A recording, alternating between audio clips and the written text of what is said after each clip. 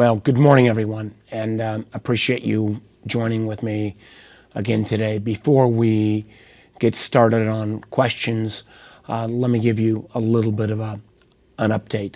I think we're at 67 cases now in Virginia.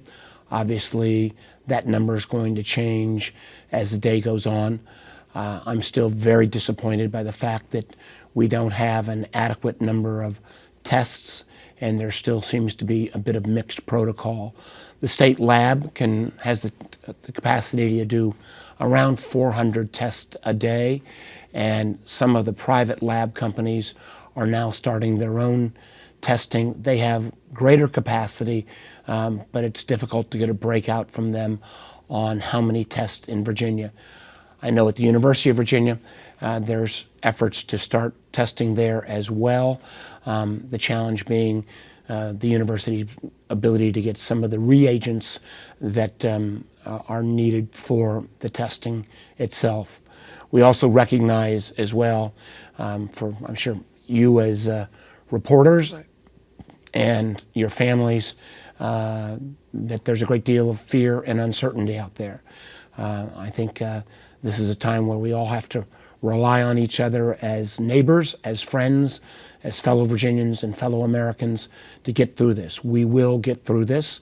There will be obviously more immediate disruption as we even have to hunker down further, but it is our hope that as people move into either self-quarantining or the lack of gathering in larger groups, that this will, in a sense, slow the spread of the virus so that our hospital systems will not be overwhelmed. Let me talk about a couple specific items that are relatively good news that I've been working on, and then we'll touch on some of the larger economic efforts that the Congress will be taking up. In terms of specific actions, I've been in contact with the CEOs of a number of the major gig companies, the Uber, Lyft, Postmates, DoorDash, etc. Good news is those companies are providing for individuals who are both sick and those who are forced into quarantine up to 14 days of paid sick leave. This is not enough, but it is a good first step from these individuals who otherwise would not be eligible for unemployment or traditional sick pay. So some good movement there. I've also reached out to all of the internet service providers, the AT&T, Verizon, Charter, Cox, others. And good news again there that most all of these companies have agreed to lift their data caps so that if kids are home studying or folks are working at home, they're not going to be charged for using more data than is traditional. One of the things we're also working on is trying to have these companies provide Wi-Fi hotspots so that even if you don't have broadband coverage in your home, there can be identified Wi-Fi hotspots, again with the appropriate requirement of social distancing so that kids don't fall too far behind or folks who are working from home have access to higher speed broadband. On a broader economic front, there's been a bill that's been passed by the House. My hope would be that the Senate would take it up immediately and pass it. Frankly, I don't think Senate should have even gone into recess over the weekend. I think we could have already gotten this second bill behind us. The second bill, which will not be the final action, but the second bill will provide additional funding for folks on food stamps. It will provide additional funding to the states for Medicaid. It will start to expand unemployment benefits and waive some of the 7-day waiting periods. All important steps, but not sufficient. I'm working on plans now that would put in place what is called disaster level unemployment relief. This is the case of how we use unemployment in an area after a hurricane, after a flood. This would be a much broader unemployment benefit. It would apply not only to those who work in traditional efforts, and I found a stunning statistic that only 26% Americans working in jobs would qualify for traditional unemployment insurance. This broader disaster-based unemployment insurance would apply to all of those workers who are independent contractors, 1099ers, the so-called gig workers. Because let's face it, a lot of folks may be, working as an IT consultant, driving Uber, and maybe being a musician on the weekend. There's multiple income streams coming in. The broader-based unemployment disaster-related relief would allow you to self-certify and consequently get more cash out to more folks in a faster time period. I think it's very important that we get those dollars out. In addition to that, I'm working on a facility that would be quite large that would provide credit through banks to small and medium-sized industries. Too often now we're finding that that small business, whether it's the restaurant or whether it's, I talked to a catering company owner yesterday, they've seen their business just drop off precipitously. We need to provide them with the immediate short-term credit, I believe at very low interest rates, so that these businesses do not go out of business during this downturn. As well, we're working with both the banks and the federal regulators to make sure that there should be forbearance. We shouldn't have people, thrown out of their apartment or out of their home if they can't meet rent or mortgage payments, and the same for businesses. It's my hope that we'll see action on this broader package literally any day this week. This is all happening real time. Obviously, there's going to be a lot of questions after the fact, particularly as it relates to the lack of preparedness around testing equipment, why we didn't take advantage of some of the international standards that other countries have adopted, but there'll be time to review that once we're through the healthcare crisis. Again, what I want to reiterate, we've got to deal with this on a healthcare basis. We also have to deal with this on an economic basis. And my focus is no one should lose their job, their pay, or not have the flexibility to take care of their kids if they're sent home from school, which is the case in most of the school divisions now in Virginia, so you can have that kind of freedom and flexibility. I do think we're going to be looking at this kind of shutdown for the next coming weeks until we can see a decrease in the spread of the virus and hopefully a little more control brought to the situation. Again, challenging times. My heart goes out to all the Virginia families who are sorting through this on an individual basis. I do think we all need to kind of rely on each other as both good neighbors and good citizens. Again, most importantly, we will come through this, but during this interim period, we're all going to need a little patience with each other. And my hope from the governmental side, we can get more of this relief out to the people who are in need. If on an individual basis you're finding issues, my offices are still open. Our caseworkers are still there to try to assist, but we're seeing certain parts of our system a little bit overwhelmed. So with that as some opening comments, I'd now like to open it up to questions and be happy to take your questions right now. Senator, it's Mike Gooding down at Channel 13 in Norfolk. I got a question for you about social distancing. We just heard the governor moments ago, right before you started talking, saying we've got to limit people to groups of less than 10. But we're getting emails from family members of people who work at the Norfolk Naval Shipyard, where you've got 14,000 people in about 5 square miles working on Navy ships. What's the answer there? The Navy needs these ships fixed, but we need to have groups of less than 10. How do we solve that? Well, I think what I've asked, and this clearly isn't going to work at the Navy shipyard where the work continues. Those jobs that can telecommute, telework, I know the president at first was reluctant to allow that to happen. I think that was a mistake. I think those who are able to telework should telework, and we've now seen the federal government loosen up those standards. In terms of whether we're talking about a hospital, whether we're talking about the shipyard, where the work needs to continue, my hope is that the individual management of those facilities will, as much as feasibly possible, try to provide that level of distancing. But, Mike, you and I have both been at the shipyards a lot of times. Some of the nature of this work is not necessarily cheek to jowl, but is requiring closer contact than the 6 feet that's appropriate. And again, I think we're going to have to deal with this employer to employer, but I do hope that where practical, the employers will try to make accommodations.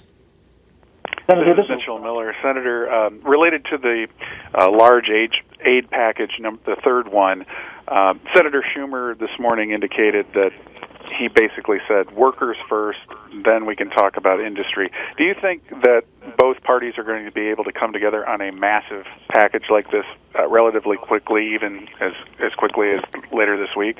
Well, I think it's very important that we go ahead and pass the second package that has already passed the House. It's crazy to me. I know there were technical fixes, and I think there was one single member of the House that was, quite honestly, holding up that package. I find that enormously irresponsible, and it appeared to me to be a grandstanding publicity stunt by that member.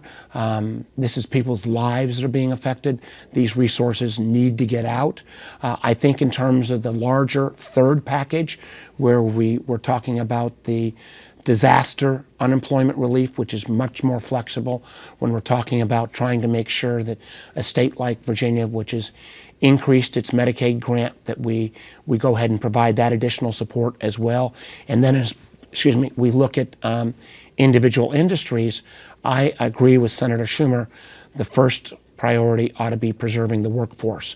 So my hope as we look at industry relief, we look at that most of the dollars are passed through to the workers. I think companies ought to be, large enterprises ought to be required. I would hope to maintain at least 90% of their workforce at the end of this crisis. And I believe we even need to make sure that any assistance that goes forward, that there is an ability to have a look back or claw back to make sure that companies are not being irresponsible. One of the things that made me furious was that there were banks up until Friday of last week that were still using their balance sheet to buy back stock to enrich themselves rather than to have that capital available to get out to small, medium, and individuals who need that short-term financing to make sure that they don't have to close their doors. So this is a time where I'm calling on business leaders, elected leaders, all of us to look out for each other. And also, I think there ought to be strict penalties for companies that abuse any kind of assistance. And first and foremost, if we don't want this economic downturn to be even worse than it's going to be, we need to make sure that companies preserve their payrolls, preserve their workers. And one of the reasons why I so favor this disaster unemployment relief is that you can receive this relief without the company severing the relationship with the worker.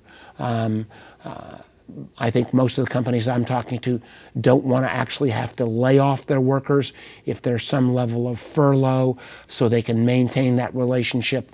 That's the kind of flexibility that's with this disaster unemployment insurance. Whether we get it done this week is again a valid question. I'm here. I'm ready to go to work. I've been laying out and working with other senators a series of proposals. I hope we get it done. And even if some of the grander propositions, such as the kind of more generalized check to all Americans, we may want to put some of those provisions in place, but not trigger them right now. Some of my concern is with some of these macroeconomic activities, if we take them now, that may, take our eye off the ball of those folks who need the assistance, frankly, even greater than a single check right now. Those are the individuals who are sick. Those are the individuals who have to be quarantined. And those are the industries airlines, hotels, restaurants who've seen, literally 70, 80, and in some cases 90% drop off in businesses. Let's take care of those folks first, and then let's move to the more macroeconomic solution sets. Senator Warner. Senator Warner. I have an education question that's kind of twofold. First of all, I want to see what your take is on how you feel the Virginia school divisions have been handling, like, the distance learning situation, remote education, what have you. And the second part of my question is for the college students and their families who are finding themselves having to essentially remote education for the rest of the semester. Some of them are worried that the situation is going to affect their timeline for graduation and may even affect some of their funding. Is there any way the government can comfort some of those college students and their families to let them know that don't let this think that education is going to be interrupted? Well, let's take that in order. I think for the most part, Virginia school divisions at K-12 are doing a good job of setting up the distance learning. Let's face it, there'll be a few days of some kinks, and it'll take a few days to kind of get into a new regime. We've never done this on this massive a level. One of the things, though, that this is shown is, particularly in some of our rural communities, the lack of broadband access. I've been talking about this since I've been governor. I still recall the fact when we did the Mid-Atlantic broadband deployment, which back in the early 2000s was the largest rural broadband deployment in the whole country. That was good news, but there are still way too many communities that don't have full broadband at high-speed quality. That's why the steps I've taken and the fact that the internet service providers have, taken off the caps on the amount of data, so people are not going to be charged more if they use more data, is a step in the right direction. What I'd also like to see for those homes that don't have broadband access, my hope will be that the ISPs, and some of them are starting this, it needs to happen on a more regularized basis. We need to make sure that they provide hotspots, those areas in the community where you can get high-speed internet access. Again, we have to look at these hotspots with an eye towards some level of social distancing. But what we can't have is, with the level of economic disparity already that exists, have this broadband disparity take place that's going to even throw particularly kids who are with free and reduced lunch rates or don't have access to broadband even further behind. This is something we need to be very aggressive on. In terms of higher education, I think this is going to be a challenge. One of the things that I'm calling for, and we don't have full agreement on this yet, although the president did announce some of this, we've got to make sure we see the details, that there ought to be forbearance on some of the student debt payments during this time period. The president's called for that. We need to get the details out on that. And my hope would be we could broaden that not just to federally guaranteed student debt, but also private student debt as well. We need to have relief, and it's my hope that the banking institutions will give that relief. Again, that will also require relief from the regulators so the banks who do the right thing don't get dinged. In terms of the concern about will this delay graduation, will this have folks fall further behind, my hope is that institutions will work with their students to have them not lose the credits that they were in process of receiving from this semester. I think that will be dealt with institution by institution, but it's my hope again that as long as we can continue the distance learning, as long as the students can show mastery of the courses, that they should not have to fall a semester behind due to the this pandemic that swept our country. But again, that will be dealt with on a school by school basis, and it's something though that I think is a very valid question, and I'll try to have a better answer for you on my next update. I'll be in touch with universities to try to get you that fuller answer.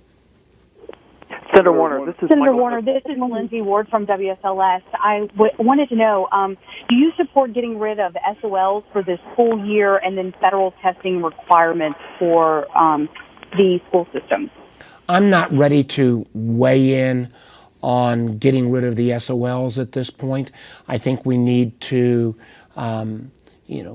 let's see how the distance learning is working out. That would be a decision made by the state board of education. As a former governor, that's their purview. I think it's too early to pull the plug on that at this moment, though. I'd say let's take a look at how distance learning is working out. Obviously, the administration of the test on a distance basis is going to be a challenge, but let's reserve judgment on that.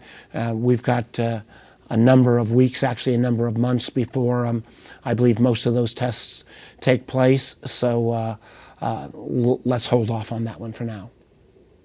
Warner, this is Michael Pope with Virginia Public Radio. I'm wondering, you mentioned distance learning. I'm wondering if you have any thoughts on distance governing, perhaps having members of Congress participate in hearings from remote locations, perhaps even voting from remote locations or some sort of proxy voting. What are your thoughts on that issue? Well, there are emergency regulations that have kind of underneath continuation of government that are kicking in at this point. I know I was on a call last night where this discussion was taking place. I obviously have it a little easier than most of my colleagues living in Alexandria, and kind of quote former Governor Palin, I can see the Capitol from the third floor of my house, so getting into the Capitol for me is a little bit easier than most. But I think those folks are examining that possibility. I do think I have some concern about this moving too early, because if we move to that kind of arrangement, I'm not sure what kind of psychic signal that sends to, particularly communities that may not be affected already. So those conversations are going on. Let's see how this plays out over the coming days. But I think we all have to keep this all on the table, because if we are into this ongoing shutdown mode, I know, for example, we'll be having a Democratic caucus meeting at noon, but it's going to be a meeting done by teleconference, even though most of the senators are actually here in the building. We're trying to adhere to the requirements of no more than 10 people at one single gathering. And thanks, folks. Before we go on, folks, I just want to remind you to please mute your phones unless you are asking a question. Thank you. Senator Warner, last week you said that we're going to see cases go up as we get more tests.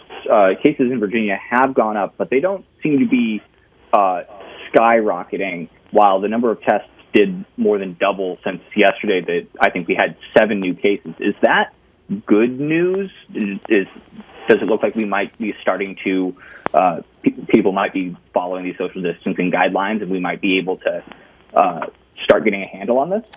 Again, I'm looking for every piece of good news I could possibly share, but the fact that I think we, have roughly gone. I thought yesterday we were at 51, and I think we're at 67 now. So it's more than 7 or 8 additional cases. But I really feel with the fact that we're only doing hundreds of tests a day, when we know exponentially higher number of individuals that are presenting with symptoms. Chances are, and my hope is, that many of these symptoms are simply the common flu and not coronavirus. I really do think it's too early to presume that we're seeing the flattening of that curve. Once we get more of these tests out, and if we don't see the spike in numbers, I'll be able to breathe a better sigh of relief, and we all will be. But I would hate to give that false hope that just because we haven't seen the dramatic spike that we've seen in countries like Italy or in some of the hot spots even around America, let's hold off on that now. Let's get these tests out. Let's make sure people feel like if they want that test and if they present with symptoms, they can get that test, and then we'll make that judgment. Senator Warner, Joe Thomas from WCHV in Charlottesville and WRAD in Blacksburg. A couple of college towns staring down months and months without their main economic driver, but more immediately you were talking about the portals for these extended emergency unemployment. How soon do you think that families will be able to start applying for that? Will there be a single portal for that? And you mentioned forbearance. Have you talked to any of the electric companies about forbearance? Well, Joe, those are great questions. What I'm calling the expanded unemployment area, which is underneath the disaster program. And again, the reason why I favor it so much is that it takes care of not only, traditional workers, but it takes care of independent contractors. It takes care of gig workers. It allows you to self-certify. So particularly if you have multiple streams of income, you can report all of that. And I do hope that we could use, electronic portals and other kind of front ends. I know the president's been talking about a front end tool in terms of an assessment of whether you should get the test, whether we could present a similar type portal for this disaster-related UI is something that I want to look into. We have not taken up that legislation yet. I strongly urge my colleagues, let's put aside our partisan differences. I know, there are some who've got a laundry list of things they'd like to get done. We ought to look at that list, but let's get resources out to the people who are most affected as quickly as possible. And from every expert I've talked to, this disaster unemployment insurance is, an already established program. There's an already established vehicle. We need to get it out. On the debt facility that I'm working on, again, my hope would be that we would do it through the banks, even though many small businesses may have a lending relationship with a non-bank entity from some other type of financing enterprise. Almost all businesses have some at least relationship with a bank. That may be a better distribution model than the SBA. The SBA is good, efficient. We need to beef up the resources there, but they just don't have the capacity to take on the literally millions of businesses that I think shortly will be asking for aid. In terms of the question around utilities, Joe, I have not yet looked for forbearance there, but that again is a great suggestion, and I'm going to have my team look at that today, and again on my next report I'll hopefully have some information on that subject. What we have been more focusing on is making sure that people aren't kicked out of their home, out of their apartment if they can't meet rent or can't meet the mortgage payment. That requires the bank forbearance, and the bank forbearance is dependent upon the regulator forbearance. We've contacted all those entities. We're trying real time to get answers, but in terms of the utility companies, let me try to come back to you with a better answer on that. Senator Warner, John Frederick's Radio Network. Hey, John. Mitt Romney, hi, Senator. Mitt Romney, your colleague in Utah, has proposed $1,000 payout to every adult in America in lieu of some of these other measures. Have you evaluated that, and can you opine on that in general, sir? Well, listen, Mitt's a good friend, and I think Mitt, like me, has got a business background. Here's my concern with using that tool right now. One is my fear would be if we use that tool right now, it might take the focus off of those families who candidly may be in need of more than $1,000. That family that's got somebody sick in the family, that family that has to quarantine for a couple of weeks, or those workers who work at a hotel, a restaurant, an airline, where they may be looking at not days or weeks, but potentially months of not having appropriate resources. So I view this kind of sequentially. Let's take care of and target the need where it's greatest first. And then in terms of this macroeconomic policy that Senator Romney and others have suggested, I think we have to keep that arrow in our quiver. There may come a need to do that. And some people have said even if we were to pass that now, by the time the IRS were able to get those checks out, it might be months. My concern, though, is just as we saw with the Fed in the last couple of days, the Fed took action on Sunday, and then we had still a disaster on Monday. I think we need to get our arms around, the health component, some of the Fed stabilization tools, the directed aid to those individuals that are most in need, and then, Senator Romney's proposal of this macroeconomic tool. I definitely want to take a look at it. I definitely think we may need to do it at some point. But remember, that's a tool that we can only use once. Let's get some of this other stabilization in place first, and then we ought to move to that or other broad-based suggestions that are being made.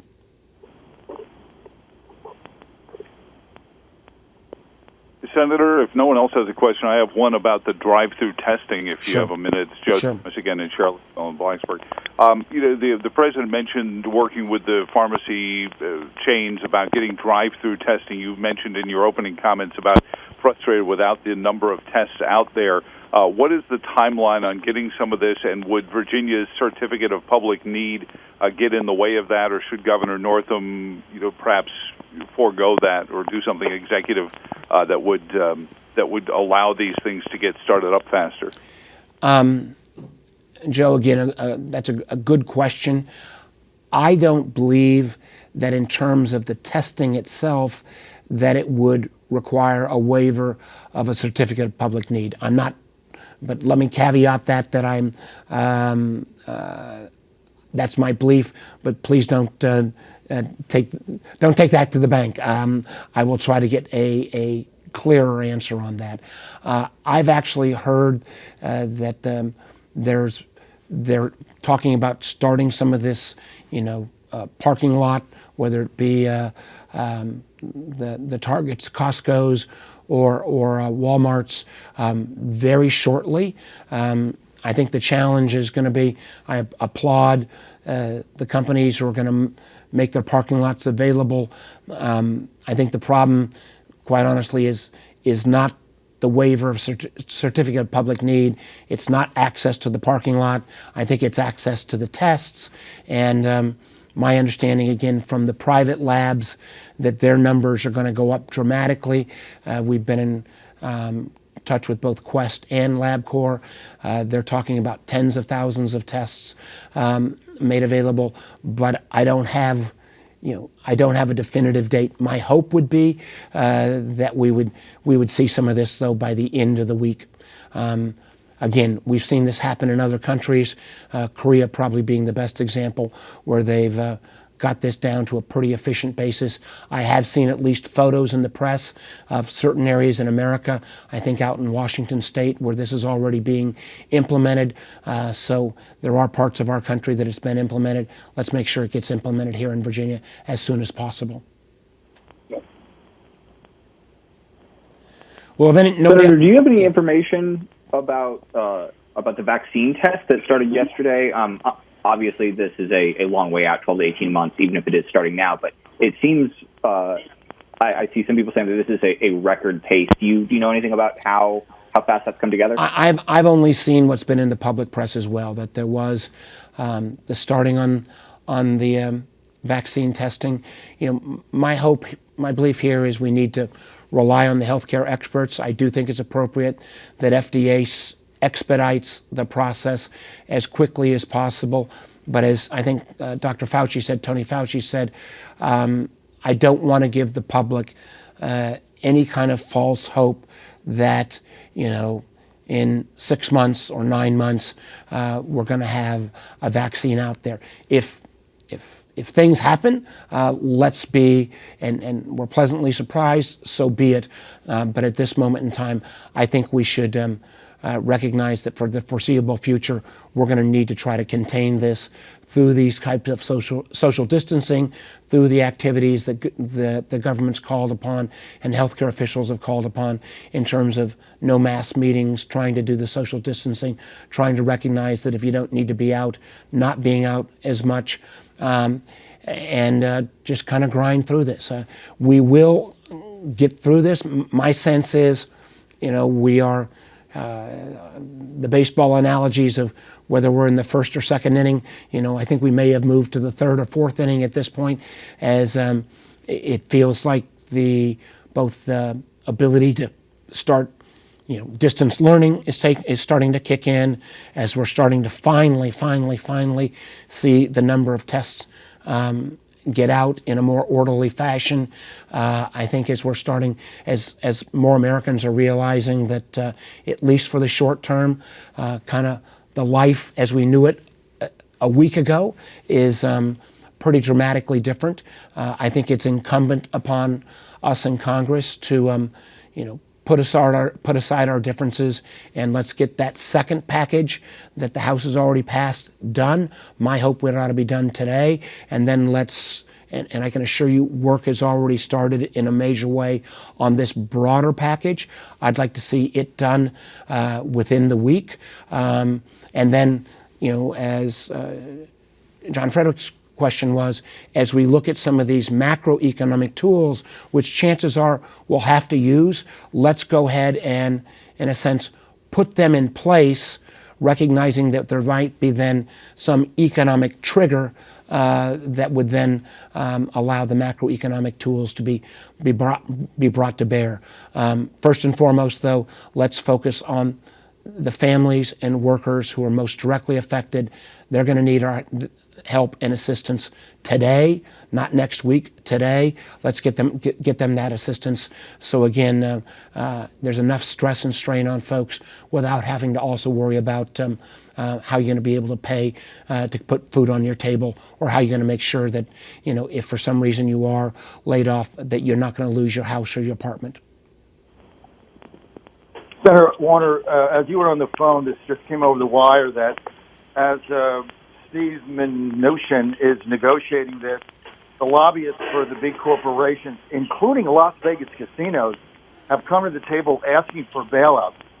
Those of us that went through this in 2008, where the banks got the money and people on the street lost their homes, can we depend on Senator Warner to stand tall that people get money before Las Vegas casinos and other big corporations? John, absolutely. And again, it's what made me so angry was, as recently as last week, major banking institutions were using their balance sheet not to keep those balances in reserve to help people, but they were using their balance sheet to buy back stock. I think that is outrageous.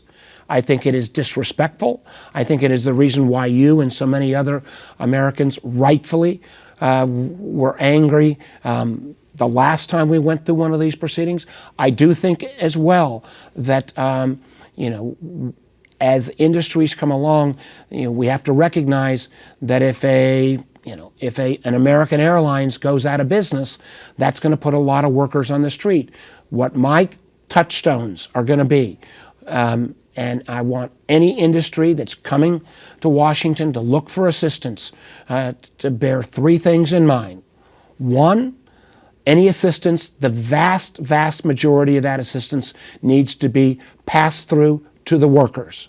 Number two, I think at the end of this crisis, we need to look back and make sure, and I'm not sure what the exact number would be, but I'd put out as a starting point that at least 90% of the current employment workforce needs to be retained at the end of the crisis. Number three, that we need to make sure that we've got a look-back provision so that any industry that has received federal assistance is not misusing this in stock buybacks or in the case of executive compensation or other feathering of the nest. This needs to be funds to go to the affected workers to make sure that the economy is maintained and not be used to enrich the leadership of any company. And John, your rightful anger and is something that I promise you I share as well. And